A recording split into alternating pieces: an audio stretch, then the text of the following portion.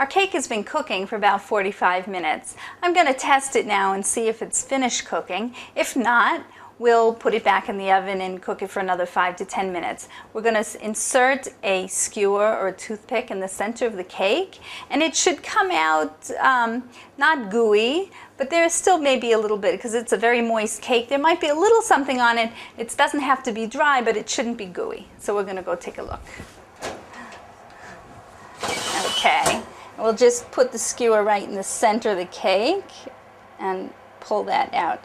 That looks done. It's not gooey. There's still a little bit of something on there, but it's not a gooey. That's fine. So we'll take that out and let it cool.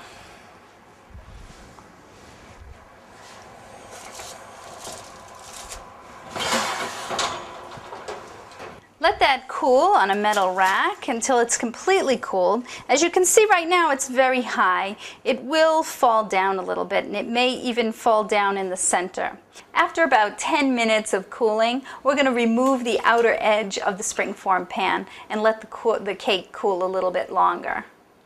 The cake has been cooling about 10 minutes. I'm going to remove the outer edge of the springform pan. Let me show you how to do that. First, we'll peel down our outer tin foil and loosen the cake with a spatula all around to make sure it's not sticking.